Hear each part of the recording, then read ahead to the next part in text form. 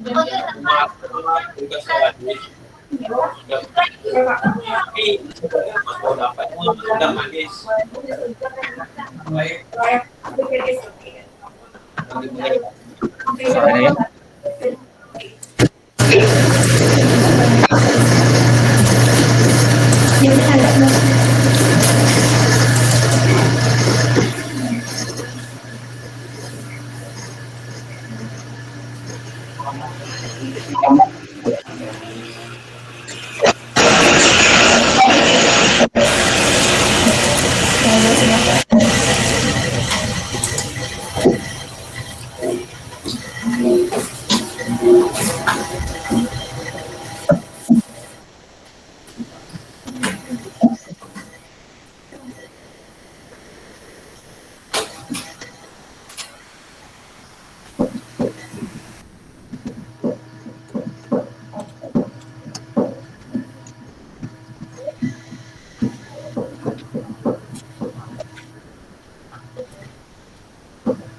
Baiklah, anak-anak, perhatikan sebentar.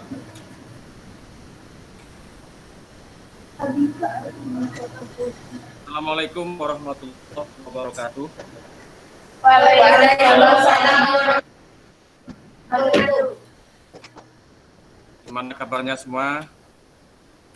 Alhamdulillah sehat ya. Itu dengan Bapak, alhamdulillah dalam keadaan sehat walafiat.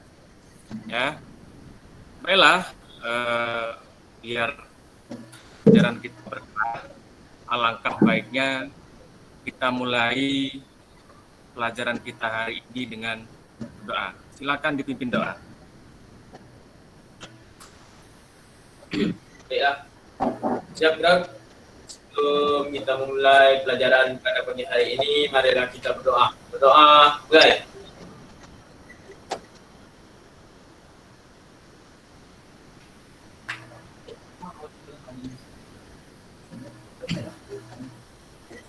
Doa selesai. Baik, terima kasih sudah berdoa. Semoga dengan berdoa apa yang kita dapatkan hari ini semoga menjadi berkah. Baiklah,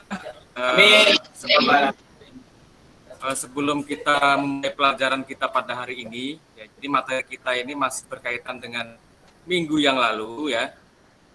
Dengan minggu yang lalu, mungkin Anda nggak ya masih ingat pelajaran apa pada minggu yang lalu? Saya Pak. Ini ingat? Ya, siapa? Melisa Pak. Ya. Tentang apa? Tentang agama Hindu Pak. Ya, apa itu agama Hindu? Agama Hindu atau disebut pula Hinduisme merupakan agama dominan di Asia Selatan, terutama di India dan Nepal yang mengandung aneka ragam tradisi. Agama ini meliputi berbagai aliran, di antaranya Saiwa, Vaishnava, dan Sakta, serta suatu pandangan luas akan hukum dan aturan tentang moralitas sehari-hari yang berdasarkan pada dharma, dan norma kemasyarakatan. Oke, mantap, bagus. Tentang agama Hindu. Ada yang lain? Ada yang masih? Saya Pak, Ya, siapa? Pindah Fitriani. Ya. Apa lagi diingat? Tentang agama Buddha Pak. Agama Buddha. Oke. Apa itu agama Buddha yang kita tahu? Agama Buddha adalah sebuah agama dan filsafat yang berasal dari anak benua India dan meliputi beragam tradisi kepercayaan dan praktik yang sebagian besar berdasarkan pada ajaran yang dikaitkan dengan Siddhartha Gautama, yang secara umum dikenal sebagai Sang Buddha atau berarti yang telah sadar. Oke, bagus. Ya, jadi menyimak apa yang telah Bapak sampaikan kemarin. Jadi minggu kemarin kita mempelajari asal-usul agama Hindu dan Buddha. Ya, ada lagi nggak yang singkat tentang agama Hindu Buddha? Ada?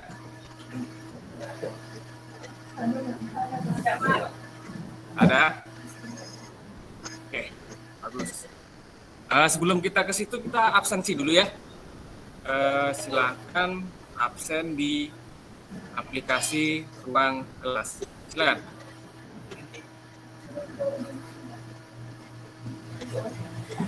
Baik.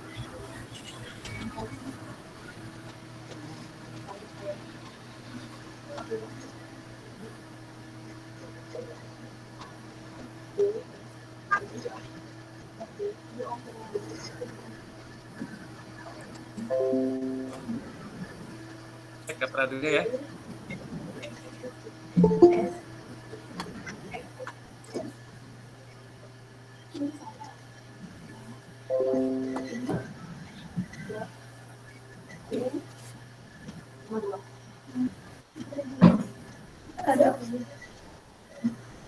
Melisa, Khairul belum absen, silakan absen dulu. Jaringan betul Pak? Sudah, Pak. Saya. Galuh kemana nih Galuh ini? Nggak hadir, Pak. Hadir Pak. Nggak hadir. Ada yang tahu kabarnya kemana? Siap tidak? Tidak ada Pak. Nggak tahu ya. Ini. Oke. Baiklah, kita lanjutkan. Tadi absen sudah ya. Untuk materi kita pada hari ini, ya. Ini saya coba share screen, ya. Kemarin kan kita membahas tentang asal-usul agama dan kebudayaan Buddha. Ya. Untuk kali ini kita akan membahas tentang proses masuknya agama Hindu-Buddha dan teori-teori tentang masuknya agama Hindu-Buddha. Oke, kita share dulu.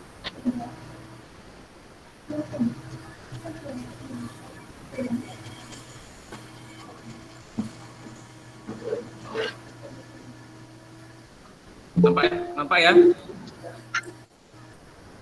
Apa Pak?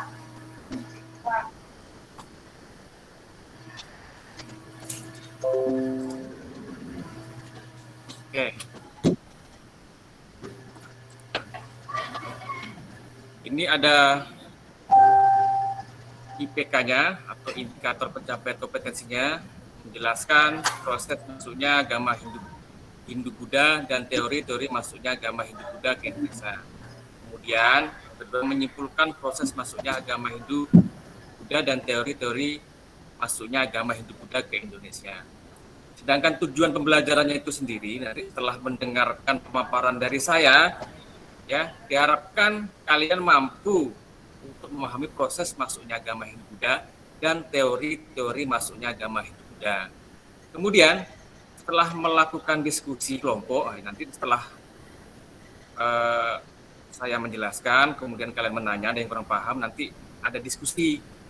Ya, setelah diskusi, ya, nanti kalian bisa mengolah informasi, kemudian mempresentasikan apa yang kalian diskusikan nanti. Itu tujuan pembelajaran kita pada hari ini, ya. Oke, langsung saja masuk. Ini gambar apa? Yang tahu? Peta ya. Nah, ini ada sebuah peta, ya ini peta jalur ya. Jalur masuknya agama dan kebudayaan Hindu-Buddha ke Indonesia. Kalau kita lihat di peta, ini adalah Indonesia. Itu dengan strategis dalam jalur perdagangan. Ya. Jadi dengan jalur perdagangan itulah nanti agama dan kebudayaan Hindu-Buddha itu masuk ke Indonesia. Ya. Jadi melalui perdagangan lah agama Hindu-Buddha itu atau Hindu-Buddha masuk ke Indonesia. Jadi atuk nenek moyang kita dulu sebelum, kalau sekarang ini kan banyak Islamnya kita, sebelum mengenal Islam, sebelum agama Islam sekarang banyak ini, jadi atuk nenek moyang kita ini adalah kebanyakan agamanya adalah Hindu dan Buddha. Oke ya. Ini petanya, peta jalur masuknya. Kemudian agama Hindu dan Buddha itu kan pada awalnya berkembang di India, ya. Kemudian menyebar di dunia, termasuk Indonesia. Ya, kalau masuknya Hindu Buddha itu sendiri itu pada awal Masehi melalui jalur perdagangan. Itu tidak lepas dari letaknya yang sangat strategis Indonesia tadi, kalau kita melihat tadi, ya. Jadi mereka sambil berdagang, orang India itu sambil menyebarkan agama dan kebudayaan Hindu. Nah, oke, kita lanjut, ya, melalui hubungan perdagangan. Ya. Jadi setelah mereka berdagang, jadi bertemu, maka bercampurlah kebudayaan, ya, atau akulturasi budaya antara orang Indonesia dan orang India. Maka terbentuklah agama Hindu maupun Buddha. Kemudian dari segi budayanya ada juga ini ada gambar candi, ya. Nah, gambar candi itu merupakan peninggalan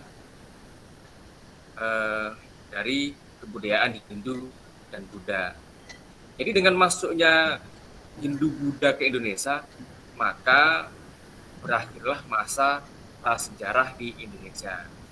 Yang awalnya kepercayaan masyarakat Indonesia itu adalah animisme dan dinamisme, ya, kemudian berubah menjadi agama yang percaya kepada Tuhan dan mempunyai kitab suci. Ya, itu proses masuknya agama dan kebudayaan Hindu Buddha ke Indonesia. Ini, ya, oke, kita lanjut. Sekarang kita masuk ke teori-teori masuknya agama dan kebudayaan Hindu Buddha ke Indonesia. Ya.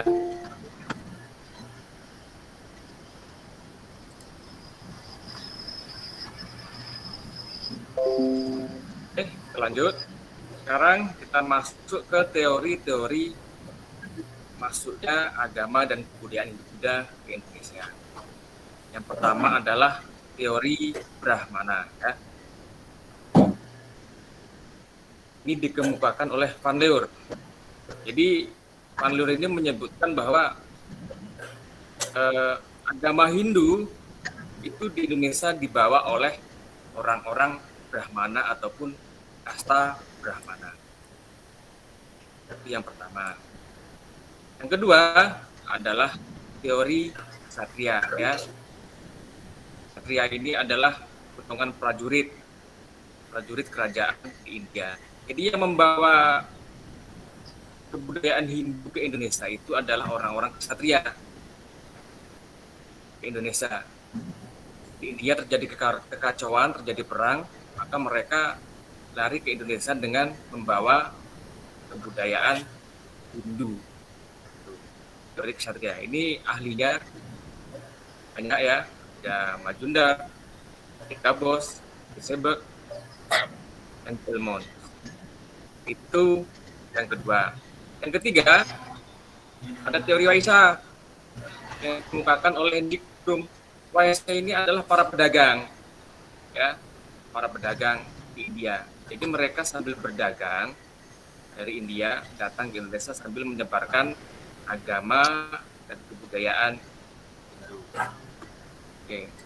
Yang terakhir adalah teori arus balik, ya. Teori arus balik ini artinya apa? Artinya adalah orang Indonesia sendiri, ya, orang Indonesia sendiri yang datang ke India mempelajari agama Hindu maupun Buddha, kemudian mereka pulang ke Indonesia. Orang Indonesia diajarkanlah kembali kepada masyarakat Indonesia itu, ya. Jadi ada 4 teori tentang masuknya Hindu Buddha ke Indonesia. Ya, ada teori Brahmana, ya, ada teori Ksatria, ada teori Waisa, ada teori arus balik. Oke, sampai di situ paham atau ada yang kurang paham, kurang jelas, silakan ditanyakan. Silakan. Ayo, Pak. Oke, siapa? Ya. Yes. Silakan, apa yang ditanyakan yang kurang jelas? Kenapa orang India mau masuk ke Indonesia? Kenapa orang India mau masuk ke ya. Oke, sebelum saya jelaskan ada dari temanmu yang bisa menjawabnya dari apa yang saya paparkan. Kenapa sih orang India itu mau masuk ke Indonesia? Siapa yang bisa? Ya, siapa? Nur Silakan. Anissa. Apa itu? Menurut penjelasan Bapak tadi, maksudnya agama Hindu Buddha ke Indonesia sangat erat kaitannya dengan perdagangan untuk berdagang. Berdagang. Ya, bagus sekali ya. Mungkin ada yang kurang jelas lagi belum saya perkuat nanti pendapatnya. Silakan. Ada yang bertanya lagi? Ya, Pak. Siapa tuh? Khairul, Pak. Apa tuh, Rul? Apakah tidak ada pertentangan dari orang-orang Indonesia dengan masuknya agama Hindu Buddha, Pak? Apakah tidak ada pertentangan dari orang Indonesia ya dengan masuknya agama Hindu Buddha tadi? Mungkin ada yang bisa menjawab dulu sebelum saya perkuat jawabannya. Saya, Pak. Ya, silakan. Menurut saya tidak. Bahkan mungkin orang-orang itu Indonesia senang dengan datangnya kebudayaan Hindu ke Indonesia. Dengan datangnya orang Hindu, Indonesia menjadi lebih maju. Wih, bagus sekali ya. Oke, saya perkuat jawabannya udah bagus-bagus semua, betul semua ya. Kenapa orang India tuh mau datang ke Indonesia? Ya, alasan temanmu tadi tepat. Mereka berdagang sambil menyebarkan agama dan kebudayaan India ya. Kemudian yang kedua, apakah tidak ada pertentangan di orang Indonesia? Ya jelas tidak. Buktinya bisa berkembang agama Hindu Buddha di Indonesia, bisa lebih maju ya. Dari awalnya yang orang Indonesia tidak tahu baca tulis ya, atau baca tulis, tiba-tiba setelah datangnya Hindu Buddha jadi tahu baca tulis ya. Oke ya, jelas ya? Jawab. Pak. Ada lagi yang dipertanyakan yang kurang jelas dari pemaparan slide saya tadi? Siap tidak, Pak? Tidak jelas ya? Jelas, Pak. Jadi paham ya tentang teori-teori dan proses masuknya agama Hindu Buddha ya? Oke. Ya, insyaallah. Alhamdulillah, mantap. Oke, kita lanjutkan ke kegiatan berikutnya. Ini ada LKPD ya. LKPD nanti ini diskusi kelompok ya. Saya share dulu ya.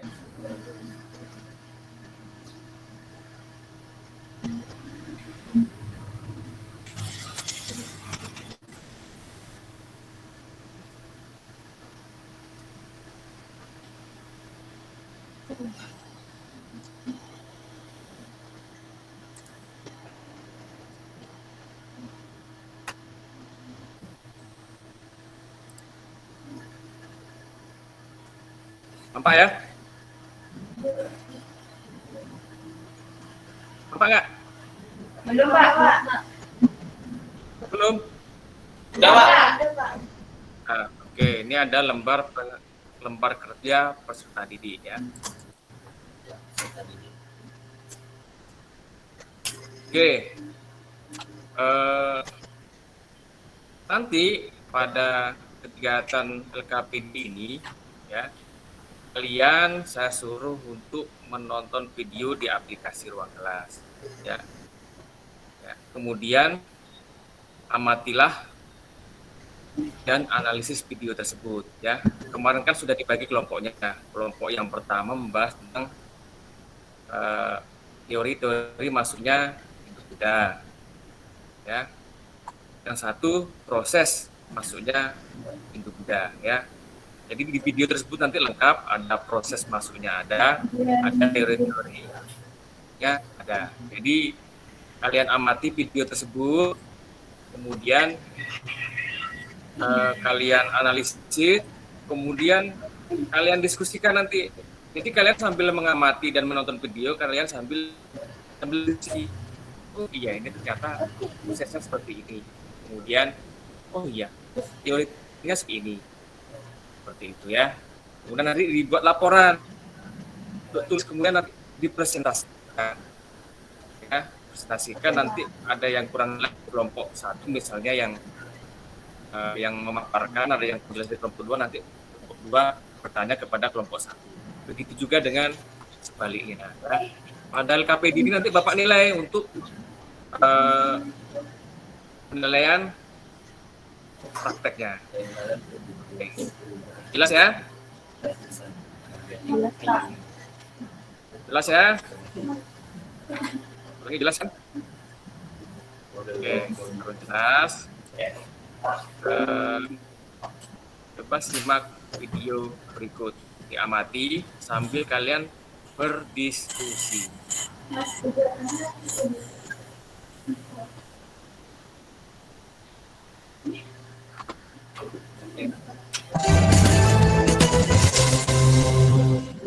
Halo teman-teman, sebelum pengaruh Hindu Buddha masuk ke Nusantara, nenek moyang kita saat itu telah mempunyai kepercayaan animisme dan deisme.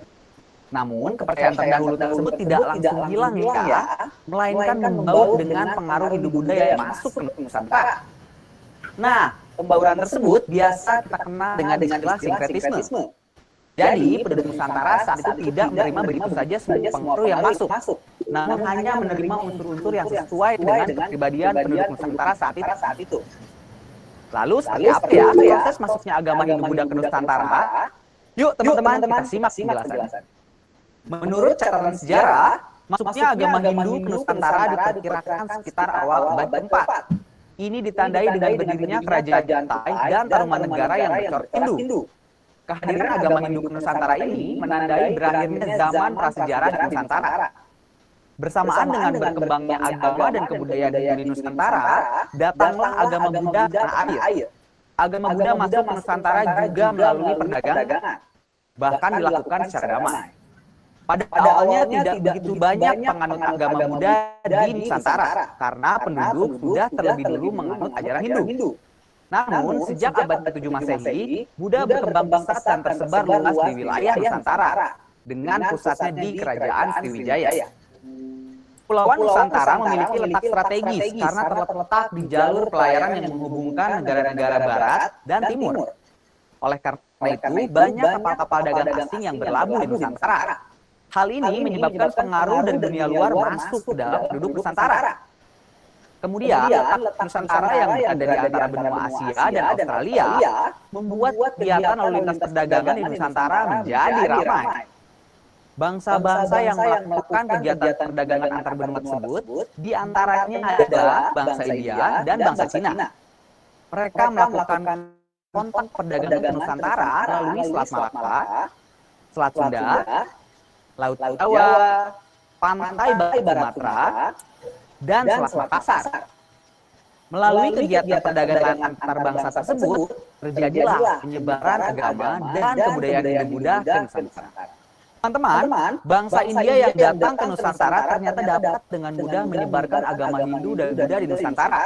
Setidaknya ada 4 faktor utama yang menyebabkan hal itu bisa terjadi, yaitu: pertama, penduduk Nusantara belum mengenal agama pada masa itu. Di Nusantara hanya mengenal sistem kepercayaan kepada roh nenek moyang atau benda-benda mati yang dianggap memiliki kekuatan. Ketika ajaran yang mulia itu masuk, masyarakat Nusantara saat itu menganggap bahwa ajaran Hindu dan Buddha itu baik bagi mereka. Kemudian yang kedua, adanya kemiripan dalam hal upacara keagamaan. Upacara keagamaan Hindu dan Buddha mirip dengan upacara kepercayaan masyarakat awal di Nusantara, yaitu animisme dan dinamisme. Yang ketiga, sifat dasar penduduk Nusantara yang penduduk Nusantara memang terkenal dengan karakter yang ramah dan mau menerima semua orang. Saat pertama kali para saudagar dan ahli agama Hindu masuk ke Nusantara, penduduk menyambutnya dengan baik dan dapat menerima ajaran yang mereka ajarkan dengan terbuka. Lalu yang keempat, yaitu pengaruh raja di Nusantara. Pada masa itu di Nusantara masih menggunakan sistem kerajaan, di mana raja merupakan penguasa tertinggi yang harus dipatuhi. penyebaran agama Hindu-Buddha di Nusantara didukung penuh oleh raja-raja di Nusantara. Sehingga hal inilah yang juga menjadi alasan mengapa penduduk Nusantara mudah menerima ajaran Hindu dan Buddha. Nah, jadi seperti itulah teman-teman penjelasan mengenai proses masuknya Hindu-Buddha ke Nusantara. Agama yang berasal dari India ini masuk ke Nusantara melalui beberapa cara. Menurut catatan sejarah, masuknya agama Hindu ke Nusantara tidak lepas dari aktivitas perdagangan antara pedagang India dan pedagang di Nusantara. Wah, teman-teman, apakah kalian setuju bahwa agama Hindu-Buddha masuk dan berkembang di Nusantara hanya melalui interaksi antar pedagang? Atau justru kalian punya pendapat lain? Tapi ternyata terdapat beberapa teori yang dikemukakan oleh para ahli mengenai proses masuknya Hindu-Buddha ke Nusantara. Lalu apa saja ya teorinya? Brahmana adalah salah satu kasta tertinggi dalam agama Hindu. Mereka adalah tokoh pemuka agama, dalam artian mereka sangat memahami agama yang dianutnya. Tapi kira-kira apakah golongan Brahmana itu turut serta dalam penyebaran agama Hindu-Buddha ke Nusantara? Teori Brahmana menyatakan bahwa masuknya Hindu-Buddha ke Nusantara dipelopori dan disebarkan oleh para kaum Brahmana yang berasal dari India. Kaum Brahmana adalah seorang pemuka agama. Dalam sistem kasta, mereka memiliki kedudukan paling tinggi dari golongan lainnya. Dalam ajaran agama Hindu, golongan yang boleh menyebarkan agama Hindu adalah Brahmana. Jadi, pendapat mengenai latar belakang masuknya Hindu-Buddha ke Nusantara didukung dari kebiasaan-kebiasaan para Brahmana tersebut. Lalu, apa buktinya ya? Dan bagaimana pula cara mereka menyebarkannya ke Nusantara? Nah, teman-teman, bukti nyata yang dijadikan dasar dari teori Brahmana ini adalah prasasti-prasasti peninggalan kerajaan India yang berhasil ditemukan di Nusantara. Pada prasasti yang ditemukan tersebut, terdapat tulisan yang dibuat dengan huruf Pallava dan bahasa Sanskerta. Nah, di India sendiri, bahasa dan huruf tersebut hanya dikuasai oleh kaum Brahmana. Cara para Brahmana menyebarkan agama Buddha adalah dengan datang ke Nusantara atas undangan dari kepala suku dan raja. Alasan diundangnya para Brahmana oleh kepala suku dan raja di Nusantara disebabkan karena ketertarikan mereka terhadap agama yang dianut oleh para pedagang India yang berdatangan ke Nusantara. Pencetus teori ini bernama J.C. Pandler, yang merupakan seorang penulis asal Eropa pada zaman kolonial Hindia Belanda. Saat tinggal di Indonesia, dia menulis sejarah Indonesia dengan menggunakan pendekatan sosiologis. Nah, teman-teman, teori ini memiliki kelebihan dan kekurangan. Kelebihannya yaitu kaum Brahmana merupakan golongan yang paling tahu dan mengerti tentang ajaran agama Hindu, sehingga mereka yang berhak dan mampu untuk menyebarkannya. Namun, kelemahan dari teori ini yaitu, menurut aturan atau ajaran Hindu kuno di India, menegaskan bahwa seorang Brahmana dilarang untuk menyeberangi lautan. Dan bila dilarang, maka golongan Brahmana tersebut akan kehilangan status kastanya. Wah, lalu gimana ya teman-teman caranya mereka ke Nusantara kalau enggak menyeberangi lautan? Kan nggak bisa ya? Nah, tapi gimana nih menurut pendapat kalian? Setuju apa enggak nih dengan teori ini? Nah, teman-teman, jadi seperti itulah penjelasan dari teori Brahmana yang dikemukakan oleh J.C. Pandler. Jadi kita sudah tahu ya mengenai inti dari teori Brahmana serta bukti-bukti yang mendukung teori ini. Walaupun memang ternyata ada juga hal yang melawan teori tersebut. Wilayah Nusantara dahulu kala pernah menjadi pusat perdagangan internasional loh. Tepatnya pada masa kerajaan Hindu-Buddha yang mulai berkembang sekitar abad keempat Masehi. Nah, biasanya interaksi antar sesama pedagang kan membicarakan tentang jual beli atau barter barang ya. Tapi kira-kira ada hal yang lain nggak yang mereka lakukan? Ternyata ada loh hal lain yang dilakukan oleh para pedagang selain jual beli dan barter barang. Terutama hal yang dilakukan oleh para pedagang yang berasal dari India. Dalam suatu teori dikatakan bahwa para pedagang India tersebut ternyata turut menyebutkan agama mereka di Nusantara, yaitu agama Hindu-Buddha. Nah, teori tersebut adalah teori Waisa. Lalu seperti apa ya penjelasannya? Ayo kita bahas. Teori Waisa menyatakan bahwa proses masuk dan berkembangnya agama dan kebudayaan Hindu-Buddha di Nusantara dibawa oleh golongan Waisa atau para pedagang. Pada zaman kerajaan Hindu-Buddha, banyak pedagang dari India yang berdatangan ke Nusantara, sehingga terjadilah interaksi aktivitas perdagangan antara pedagang India dengan penduduk di Nusantara. interaksi ini kemudian berkembang menjadi sebuah hubungan yang lebih dekat lagi dengan memperkenalkan agama yang mereka anut. Perdagangan zaman dulu tidak semudah seperti sekarang ini ya teman-teman. Para pedagang yang datang dari India tersebut tidak bisa langsung datang terus pulang pergi begitu saja. Namun harus menunggu arah angin yang tepat untuk jalankan kapalnya. Karena kapal-kapal yang mereka gunakan masih mengandalkan arah angin. Maka dengan demikian, mereka bisa saja menetap selama berbulan-bulan di Nusantara dan menjalin hubungan dengan rakyat di Nusantara. Tokoh yang mengemukakan teori Waisya adalah Profesor Dr. Nicolaas Johannes Kroon, yaitu seorang pria kelahiran Belanda. Ia merupakan tokoh penulis dan peneliti sejarah awal budaya tradisional Indonesia. Nah, tapi nih teman-teman, teori yang dikemukakan oleh NJ ini memiliki kelebihan dan kekurangan. Kelebihannya yaitu berdasarkan fakta sejarah, golongan Waisya atau pedagang banyak yang melakukan interaksi dengan masyarakat Nusantara untuk melakukan transaksi jual beli. Kemudian mereka memanfaatkan situasi ini untuk menyebarkan agama Hindu dan Buddha pada masyarakat di Nusantara. Sementara kelemahan dari teori ini yaitu para pedagang yang datang ke Nusantara, mereka tidak menguasai huruf Pallawa dan bahasa Sanskerta. Karena kemampuan ini hanya dimiliki oleh kaum Brahmana saja. Wah, lalu gimana ya teman-teman cara pedagang itu menyebarkan agama Hindu dari Nusantara? Coba deh kalian analisis berdasarkan kelebihan dan kekurangan dari teori ini. Kira-kira apakah kalian setuju atau tidak dengan teori tersebut? Nah teman-teman, jadi kita sudah tahu ya penjelasan dari teori Waisya yang dikemukakan oleh NJ Kroon. Ia mengatakan bahwa agama Hindu Buddha dibawa ke Nusantara oleh para pedagang. Memang dulu kala saat masa kerajaan Hindu Buddha di Nusantara, banyak para pedagang dari India yang datang untuk berdagang di Nusantara.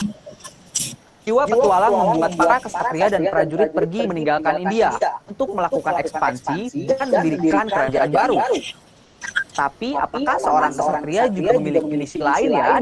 Golongan kesatria hijrah ke Nusantara diperkirakan untuk mendirikan kerajaan yang baru di Nusantara sebagai pengganti kerajaan mereka yang telah hilang akibat peperangan di India. Tapi apakah ada misi lain selain mendirikan kerajaan baru? Lalu apakah para kesatria juga berperan dalam penyebaran agama Hindu dan Buddha di Nusantara? Yuk, kita simak penjelasannya. Menurut teori kesatria, penyebaran agama Hindu Buddha di Nusantara dilakukan oleh kesatria atau golongan prajurit yang memegang kekuasaan dan pemerintahan di India saat itu. Kesatria merupakan kasta kedua dalam ajaran agama Hindu. Kedudukannya berada di bawah Brahmana. Menurut kata sejarah, pada abad kedua Masehi terjadi pergolakan di kerajaan-kerajaan di India, sehingga menyebabkan keruntuhan. Hal tersebut terjadi karena adanya perebutan kekuasaan. Penguasa yang kalah, terutama dari golongan kesatria, kemudian melarikan diri pergi menuju ke daerah lain. Dan salah satunya ada yang menuju ke Nusantara. Saat tiba di Nusantara, mereka kemudian mendirikan kerajaan-kerajaan dengan corak Hindu Buddha. Dari sini, mereka menyebarkan ajaran agama tersebut kepada masyarakat yang notabene masih menganut kepercayaan animisme dan idealisme. Nah, teman-teman, selain agama, kebudayaan India juga turut berkembang dan bercampur dengan budaya yang saat itu ada di Nusantara. Tapi siapa saja ya yang mengemukakan teori ini? Teman-teman, tokoh yang mengemukakan teori kesatria adalah Cornelis Christian Berg atau disingkat Cecebert, yaitu seorang penulis keturunan Belanda. Teori ini didukung oleh pendapat dari F.D.K. Bos, Mukherjee, dan juga Profesor Dr. Insinyur Elmond.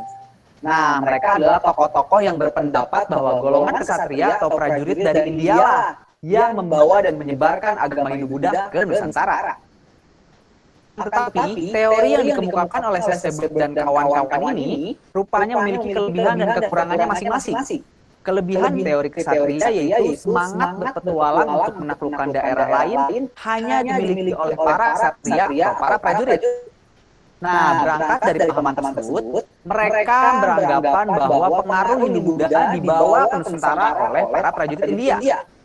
Namun, ada juga kekurangannya teman-teman, yaitu tidak adanya bukti secara tulis mengenai kedatangan para golongan kesatria dari India tersebut ke Nusantara. Wah, kalau menurut kalian gimana nih? Berdasarkan analisis sifat golongan kesatria tersebut, apakah mungkin mereka yang menyebarkan pengaruh Hindu-Buddha ke Nusantara? Terlepas dari teori mana yang lebih benar mengenai proses masuk Hindu-Buddha ke Nusantara, namun kita sudah memahami ya teori yang dikemukakan oleh C.C. Bird, F.D. Ghosh, Mukherjee, dan Profesor Dr. Insinyur J.L. Munz ini. Mereka mempunyai analisis bahwa golongan ksatria dari India yang datang ke Nusantara dan menyebarkan pengaruh Hindu-Buddha kepada penduduk Nusantara. Sekarang mencatat bahwa bangsa ini besar dari lautan. Pusat-pusat peradaban awal di Nusantara terbentuk dari kerajaan-kerajaan pesisir. Masyarakatnya pun memiliki karakteristik bahari yang berani, tegas, terbuka, dan bergelora. Nah, apakah sikap berani dan terbuka ini ya yang membuat penduduk di Nusantara ini berani mengarungi lautan untuk belajar dari negara lain? Nah, berkaitan dengan hal tersebut, kali ini kita akan membahas tentang teori arus balik. Disimak ya teman-teman penjelasannya. Tokoh yang mempelopori teori arus balik adalah F.D. Ghosh. Dalam teorinya dia menyatakan bahwa proses masuknya pengaruh budaya India di Nusantara dilakukan oleh kelompok terpelajar dari Nusantara sendiri yang mempunyai semangat untuk menyebarkan Buddha. Kaum terpelajar tersebut pergi ke India untuk mempelajari agama Hindu dari sana.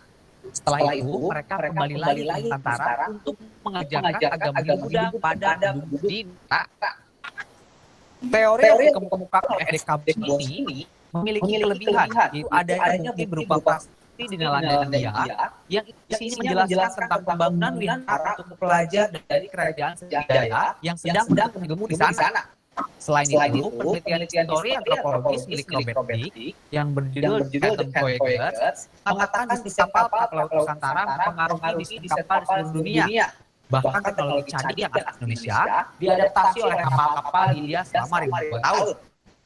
Nah, teman-teman, peninggalan tersebut membuktikan bahwa saat itu memang benar ada pelajar dari Nusantara yang menuntut ilmu agama Buddha di India.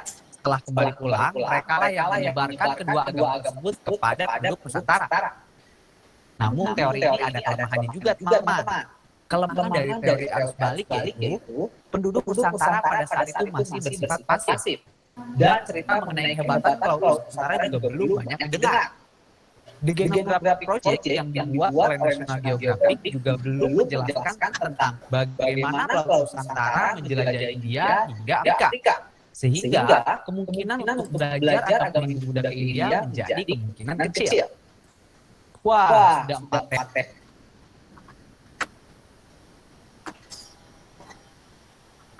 Oke. Penjelasan dari video saya rasa cukup jelas. Dan saya yakin kalian tadi sambil mendengarkan, sambil berdiskusi, ya. Oke, silahkan. Nggak perlu waktu lagi ya. Atau saya kasih waktu untuk apa? Atau langsung presentasi?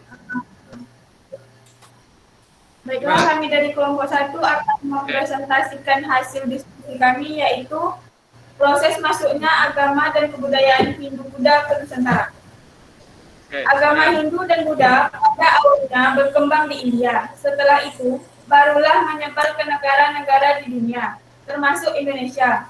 Masuknya Hindu dan Buddha di Nusantara dimulai pada awal Masehi, melalui jalur perdagangan. Hal ini dipengaruhi oleh posisi Indonesia yang sangat strategis dalam bidang pelayaran dan perdagangan.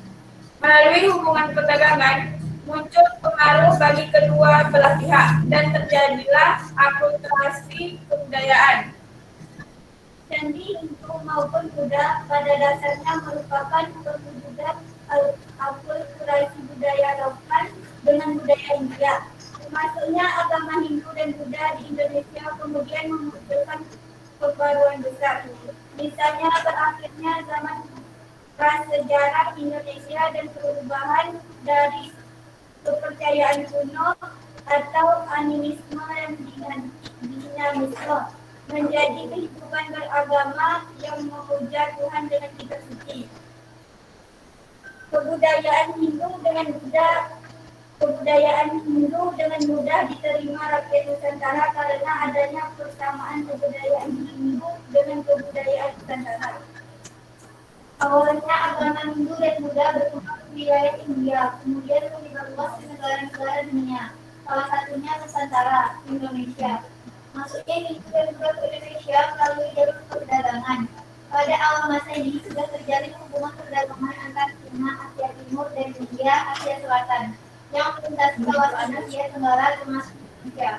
Karena Indonesia merupakan daerah yang sangat strategis dalam pelayaran dan perdagangan, itu yang menyebabkan pengaruh Hindu Buddha yang berkembang di India menyebar ke Indonesia, di mana masyarakat Nusantara mendapat berbagai kebudayaan baru dan kemudian mengadopsi sebagian kebudayaan dari bangsa India. Sebelum masuknya pengaruh kebudayaan India ke Nusantara, masyarakat masih menganut kepercayaan animisme dan dinamisme. Kepercayaan itu dipegang teguh oleh masyarakat Indonesia ketika kebudayaan India masuk. Periode Hindu-Buddha dimulai sekitar abad ketiga, di mana pada masa itu masyarakat Nusantara belum mengenal agama dan masih menganut kepercayaan animisme dan dinamisme. Masuknya pengaruh Hindu-Buddha ke Nusantara dibawa oleh pedagang dan pendeta dari India serta Cina dari dua jalur.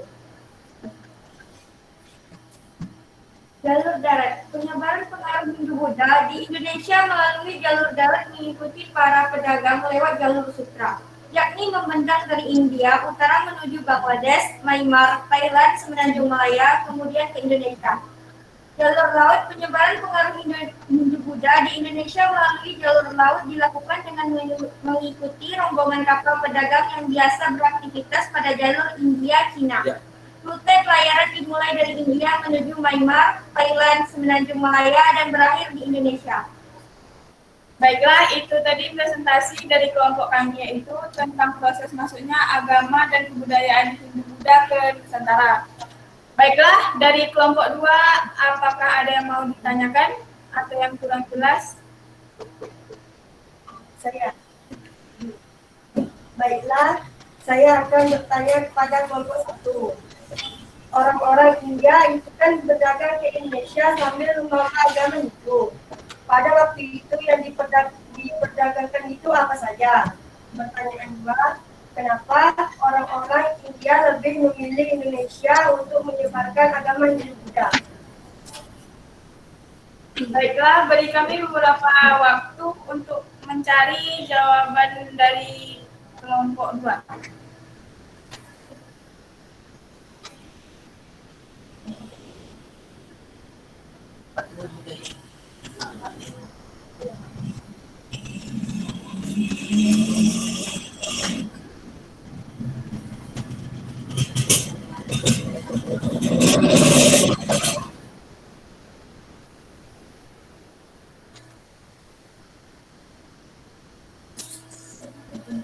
Oke, jangan lama-lama kelompok 1, waktu terus berjalan. Kalau memang sudah ada jawabannya, dulu. Ya, saya akan menjawabkan pertanyaan pertama dari kelompok 2. Jawaban pertamanya ialah orang-orang yang soalnya tadi itu jawabannya ialah pada pertengahan abad ke-10, Asia ditandai dengan perkembangan perdagangan besar-besaran yang dipelopori oleh dinasti Song 960 sampai 1279 Masehi dari daratan Tiongkok dan kerajaan Chola di India Selatan. Perkembangan ini berpengaruh pada kerajaan-kerajaan besar di Asia Tenggara seperti Sriwijaya di Sumatera, Kerajaan Medang, Kerajaan Kahuripan, Kerajaan Kediri hingga Kerajaan Majapahit di Jawa. Masing-masing mempunyai keunggulan. Sriwijaya mempunyai keuntungan dapat memegang kontrol perdagangan transit internasional di Selat Melaka dan ekspor dari pedalaman Sumatera serta Semenanjung Malaka. Sementara itu, beberapa kerajaan di Pulau Jawa memegang kontrol perdagangan dengan laut, Banda dalam perdagangan rempah-rempah dari Maluku dan kayu cendana dari timur. Pada masa selanjutnya dapat diperkirakan bahwa tujuan utama kedatangan pedagang asing tersebut adalah mencari rempah-rempah. Dengan demikian, komoditas yang menjadi andalan para pedagang di Nusantara untuk diperjualbelikan pada masa Hindu-Buddha adalah rempah-rempah. Hingga saat ini, rempah-rempah merupakan salah satu komoditas perdagangan yang masih diminati dalam perdagangan internasional. Sekian dari saya. Baiklah, saya akan menjawab pertanyaan nomor 2 dari kelompok 2. Sejak terbentuknya jalur perdagangan laut yang menghubungkan India dan Cina, kegiatan perdagangan ini Kepulauan Indonesia berkembang pesat. Daerah pantai timur Sumatera menjadi jalur perdagangan yang ramai dikunjungi para pedagang. Kapal-kapal dagang dari India dan Cina banyak yang singgah untuk menambah persediaan makanan dan minuman, menjual dan membeli barang perdagangan atau menanti waktu yang baru untuk berlayar. Mulai bermunculan pusat-pusat perdagangan yang berkembang menjadi pusat kerajaan. Selain pedagang, para pedagang ini juga menyebarkan agama Hindu-Buddha di Indonesia. Dengan demikian, pengaruh Hindu-Buddha terhadap masyarakat Indonesia di bidang ekonomi dapat terlihat dari adanya jalur perdagangan yang ramai, sehingga memunculkan pusat perdagangan yang berkembang menjadi pusat kerajaan. Sekian dari kelompok 1, kami akhiri dengan Assalamualaikum warahmatullahi wabarakatuh. Waalaikumsalam warahmatullahi wabarakatuh. Oke, terima kasih kelompok 1 ya sudah mempresentasikan tentang proses masuknya agama Hindu-Buddha ke Indonesia. Ya, jawabannya juga sangat bagus, pertanyaannya juga sangat bagus ya, dan sudah betul semua, alhamdulillah. Oke, selanjutnya mungkin dari kelompok 2 yang ingin mempresentasikan hasil dari pengamatan video tadi ya, tentang teori-teori masuknya agama Hindu-Buddha ke Indonesia. Silakan kelompok 2. Ya. Assalamualaikum warahmatullahi wabarakatuh. Waalaikumsalam warahmatullahi wabarakatuh.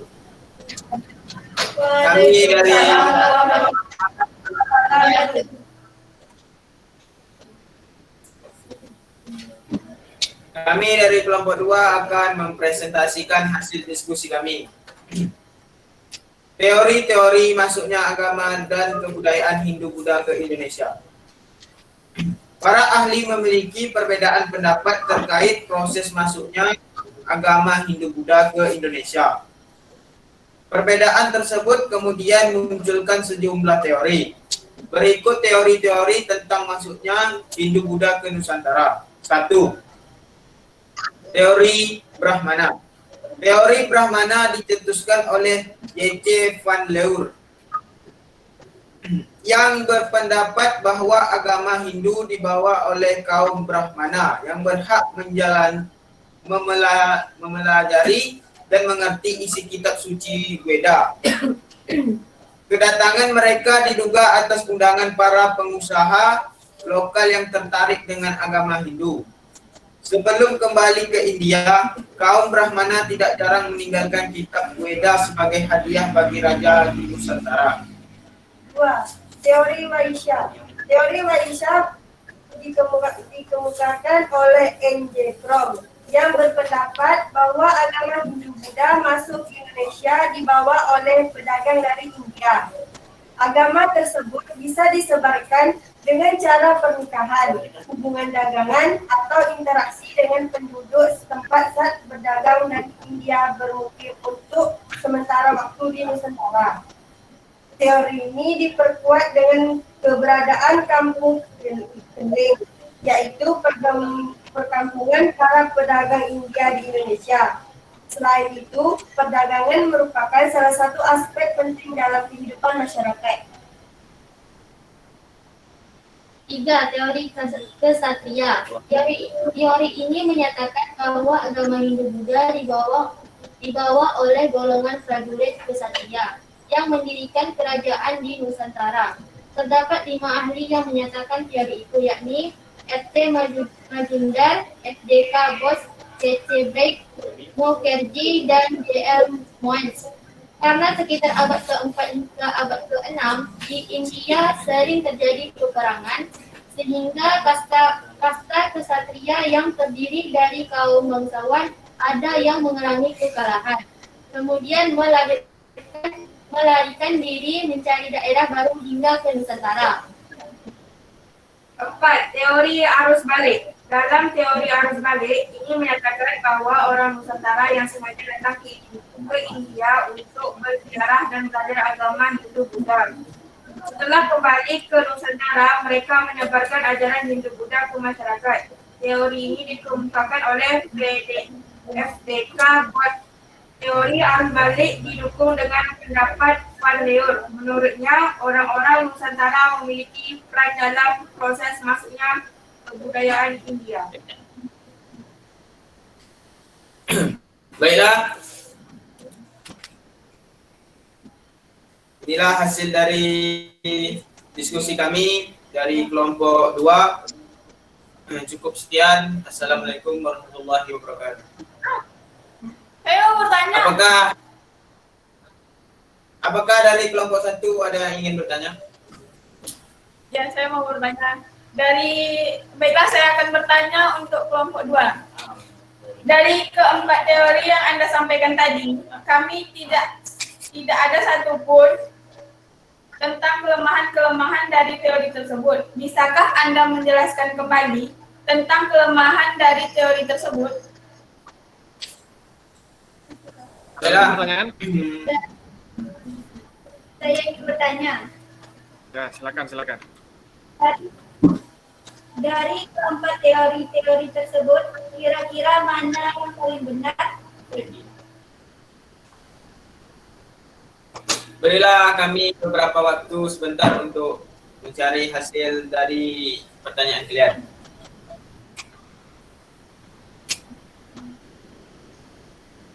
Baiklah, saya Melisa dari kelompok 2 akan menjawab pertanyaan dari Rika. Kelemahan teori-teori masuknya Hindu-Buddha. 1. Teori Brahmana. Raja-raja di Indonesia tidak mungkin dapat mengerti isi kitab Weda tanpa dibimbing oleh kaum Brahmana. Menurut ajaran Hindu kuno, seorang Brahmana dilarang menyeberangi lautan apalagi meninggalkan tanah airnya. 2. Teori kesatria. Golongan kesatria ini tidak memasuki bahasa Sanskerta dan huruf Malawa yang terdapat pada kitab Weda. Tidak ditemukan prasasti yang menggambarkan penaklukan Nusantara oleh kerajaan India. Pelarian kesatria dari India tidak mungkin mendapat kedudukan mulia sebagai raja di Indonesia. 3. Teori Wahiya. Kaum Wahisya tidak menguasai bahasa Sanskerta dan aksara Pallawa sebagian besar. Kerajaan Hindu-Buddha terletak di pedalaman, bukan di daerah pesisir yang dekat dengan jalur pelayaran. Motif golongan Wahisya hanya berdagang, bukan menyebarkan agama. Meskipun ada perkampungan pedagang India, kedudukan mereka tidak berbeda dari rakyat biasa. 4. Teori arus balik, yaitu kemungkinan orang Indonesia pergi ke India untuk mempelajari agama dan kebudayaan Hindu-Buddha sangat sulit. Hal ini karena pada saat itu keadaan masyarakat masih pasif. Kemudian mengenai diutusnya Brahmana oleh raja-raja di Nusantara juga masih menjadi misteri karena Brahmana memiliki peraturan-peraturan yang tidak boleh dilanggar. Baiklah, saya akan menjawab pertanyaan Rina dari kelompok 1. Berdasarkan dari penjelasan Bapak dari awal tadi dan hasil dari pengamatan video yang kami tonton, serta hasil-hasil dari Google, maka kami berpendapat bahwa kemungkinan teori yang paling benar adalah teori Wahisya. Karena mereka adalah para pedaganglah yang membawa Hindu-Buddha ke Indonesia. Mereka berjualan sambil menyebarkan agama Hindu.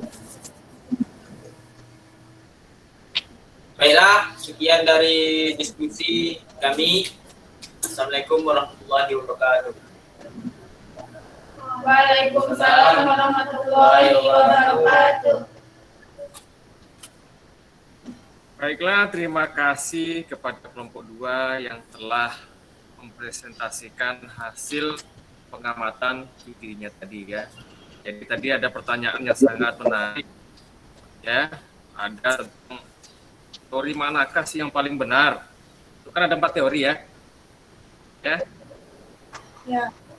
4 teori. Jadi teori mana yang paling benar? Kelompok 2 tadi teori Waisya, pedagang lah yang membawa kebudayaan Hindu-Buddha ke Indonesia. Ya. Jadi keempat teori itu sebenarnya benar semua sebenarnya ya. Tapi kan dari keempat teori itu kan ada kelebihan dan kelemahannya masing-masing ya.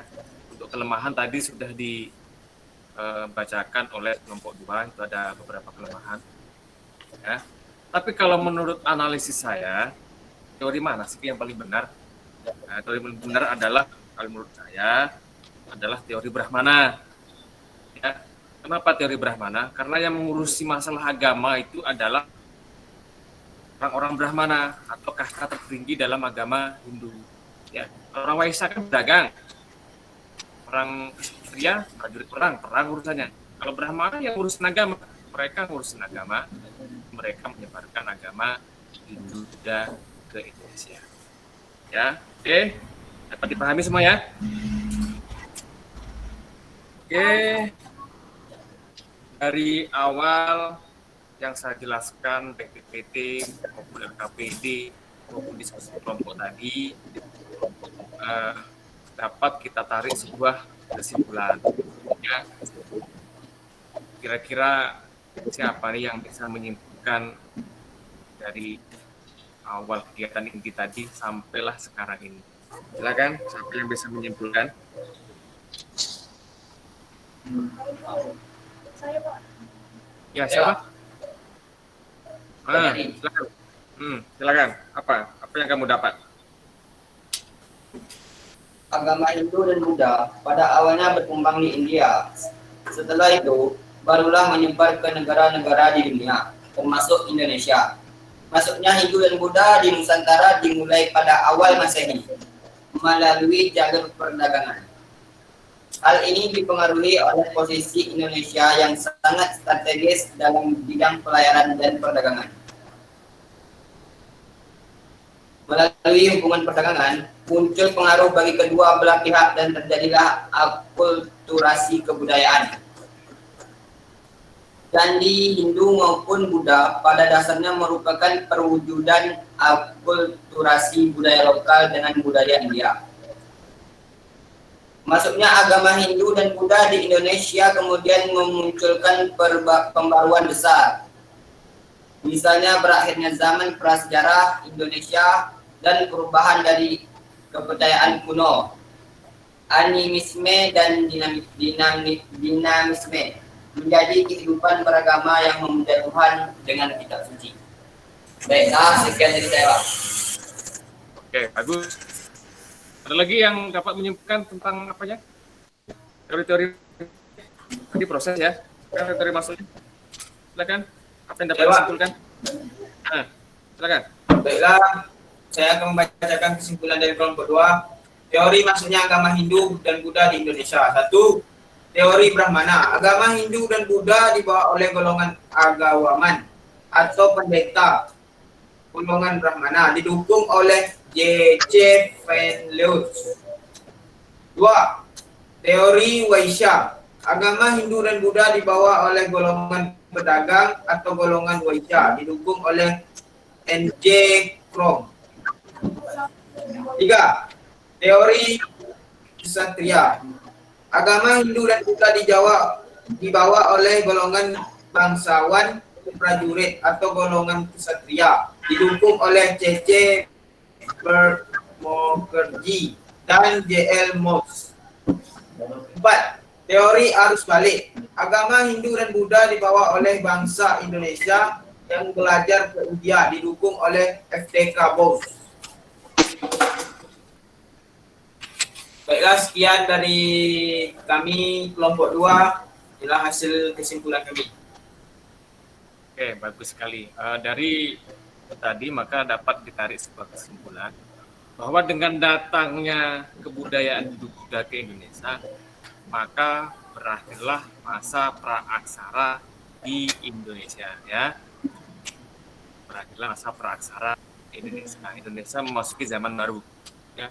Selain itu, yang awalnya kepercayaan masyarakat Indonesia itu kepercayaan kuno, kepercayaan animisme dan dinamisme, kemudian dengan datangnya kebudayaan Hindu Buddha, maka jadi masyarakat Indonesia yang tadinya animisme dinamisme jadi menyembah Tuhan dan mempunyai kitab suci, ya. Jadilah itu hasil kesimpulan pelajaran kita pada hari ini. Oke, selanjutnya adalah kegiatan penutup kita. Saya akan evaluasi. Saya ada 10 soal adjektif, ya. Bisa langsung nanti kalian isi, ya. Oke, saya share dulu di grup WA.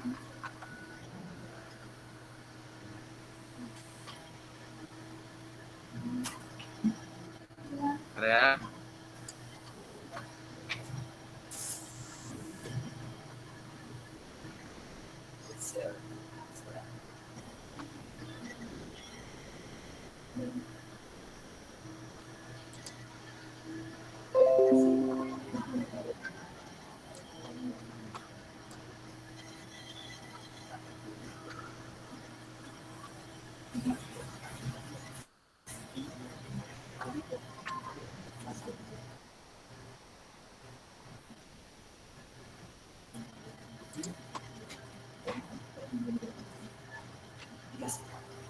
Oke, sudah saya kirim ke grup WA, ya.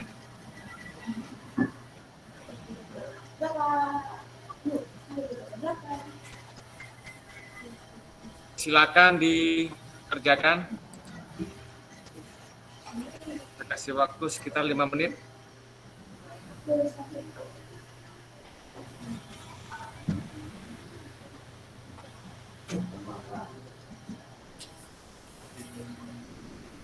Ada yang nggak bisa buka?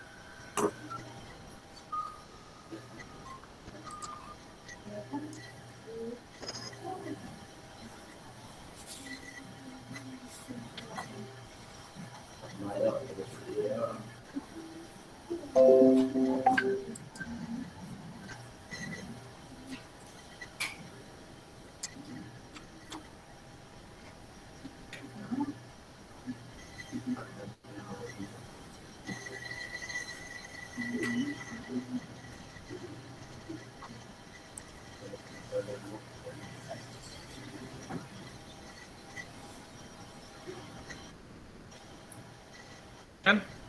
Kirim jawabannya, waktu berjalan. Udah mulai dikirim, Pak?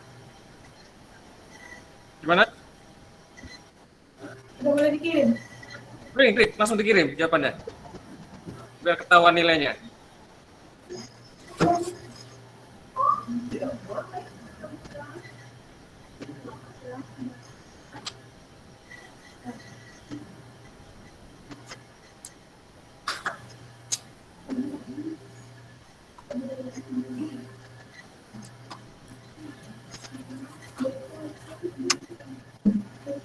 Oke, baru satu orang yang ngirim.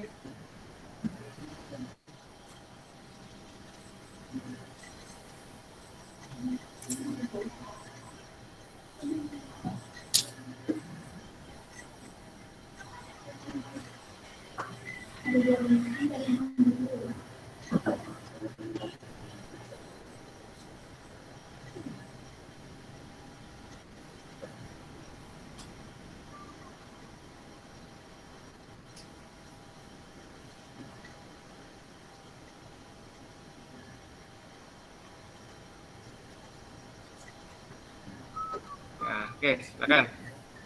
Per 3 orang. Masih siapa Pak? Kita tunggu.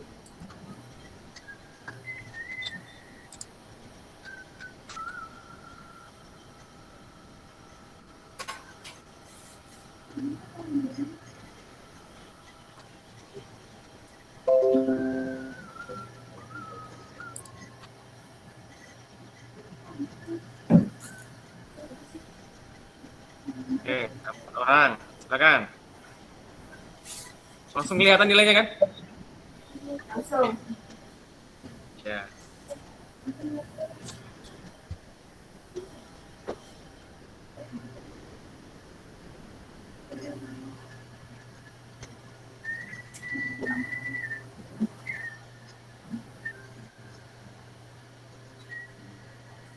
Ada yang dapat 100? Ada Pak. Coba. Nah.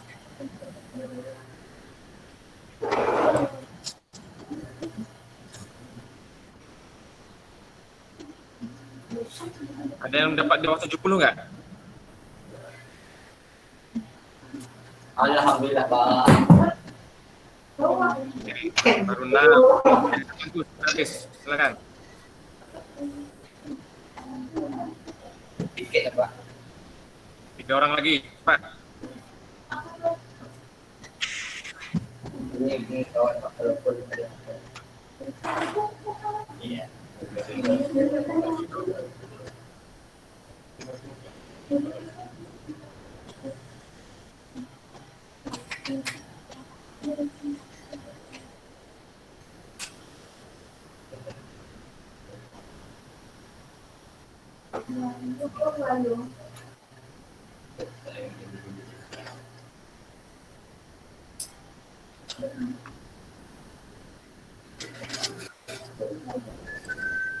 Siapa yang belum nih?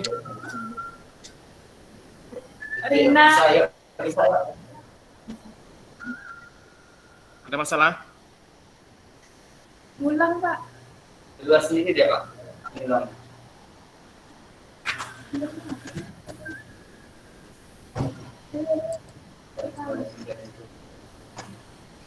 Oke, satu lagi.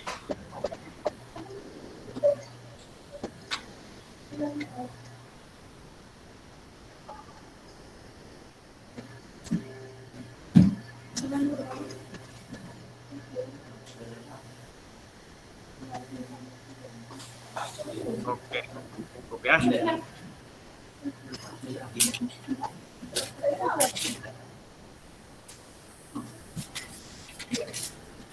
Sudah tahu nilainya? Udah Pak. Ada, Udah Pak. ada yang di bawah 70? Tidak ada Pak. Oke, evaluasi. Kemudian kita refleksi lagi terakhir nih ya. Saya ada bagikan soal juga di aplikasi ruang kelas. Bentar ya.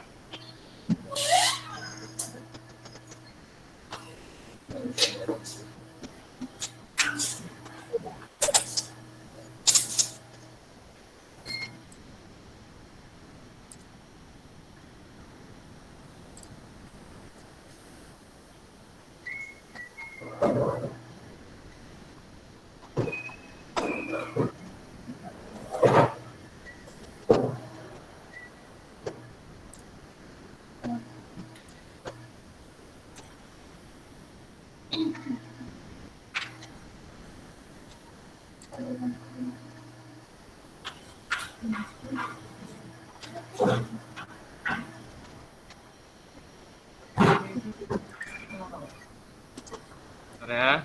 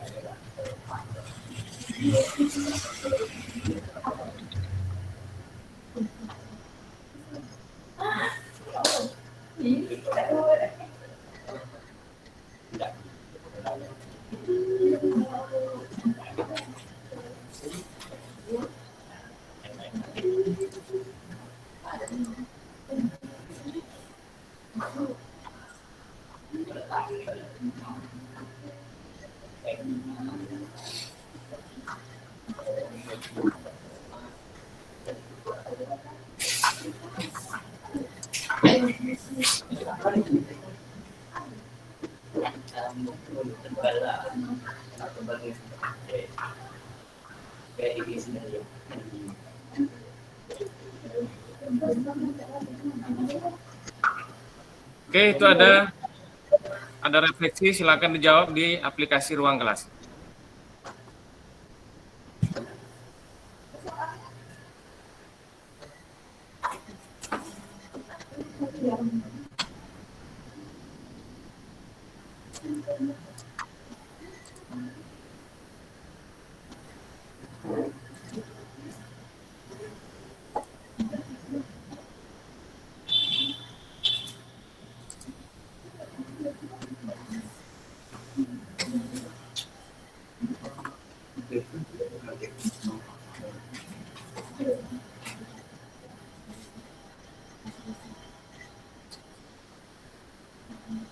Oke, cukup ya? Oke, cukup. Baiklah, itulah pelajaran kita pada hari ini, yaitu tentang proses masuknya agama dan budayaan Hindu-Buddha ke Indonesia dan teori-teori tentang masuknya agama dan kebudayaan ke Indonesia. Ya, pesan saya tetap jaga kesehatan, walaupun minggu depan sudah boleh tatap muka, ya tetap jaga kesehatan karena ini masih masa ya. Oke, sebelum kita tutup pelajaran kita pada hari ini, alangkah baiknya kita berdoa. Silakan dipimpin doanya. Baiklah, untuk mengakhiri aktivitas dan pembelajaran kita pada pagi hari ini, mari kita berdoa menurut agama dan kepercayaan kita masing-masing. Berdoa, mulai.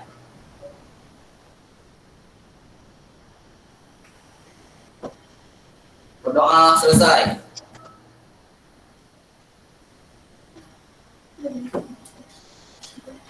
Baiklah, saya akhiri pelajaran kita hari ini. Tetap jaga kesehatan. Dan saya akhiri. Assalamualaikum warahmatullahi wabarakatuh. Waalaikumsalam warahmatullahi wabarakatuh.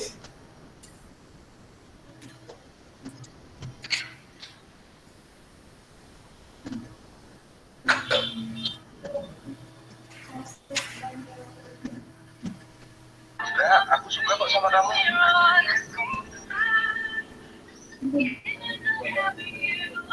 Terima kasih Pak Put. Saya mau lihat dulu ya.